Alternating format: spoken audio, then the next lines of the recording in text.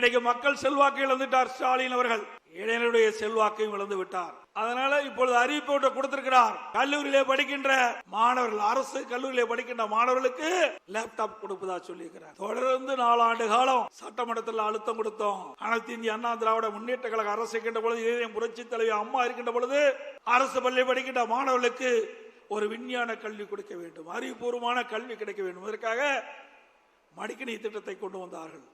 சுமார் 52 லட்சம் மடிக்கணினி கொடுத்தோம். அதை வலியுறுத்தி சட்டமன்றத்திலே நாங்கள் தொடர்ந்து பேசினோம். சட்டமன்ற உறுப்பினர்களும் பேசினார்கள். தொடர்ந்து பத்திரிகையின் வாயிலாக, ஊடகங்களின் வாயிலாக நம்முடைய கருத்தை தெரிவித்தோம். அப்பொழுதெல்லாம் ஸ்டாலின் இந்த திட்டத்தை கொண்டு வருவதற்கு உடன்படல.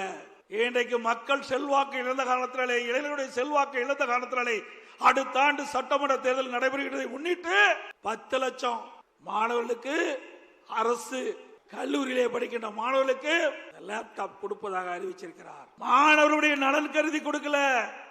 அடுத்த ஆண்டு நடைபெறுகின்ற சட்டமன்ற பொதுத் தேர்தலில் அந்த இளைஞர்களுடைய வாக்கு கிடைக்க என்பதற்காக இந்த 10 லட்சம் லேப்டாப் கொடுக்குறீங்க. இந்த கல்லூரி திறப்பதற்கு முன்பே கொடுத்திருந்தா அவளுக்கு பயனுள்ளதா இருந்திருக்கும். ஆனா கல்லூரி திறந்து 5 மாதம் கழித்து இப்ப கொடுக்குறீங்க. அந்த கல்லூரியில் மாணவர் சேர்ந்த உடனே அவருடைய சொந்த பணத்துல லேப்டாப் வாங்கி இன்றைக்கு அதன் மூலமாக அறிவுத்திறனை வளர்த்துக்கிட்டு இருக்கிறாங்க. இந்த லேப்டாப் கொடுப்பதனால என்ன பயன்? எந்தி பாருங்க.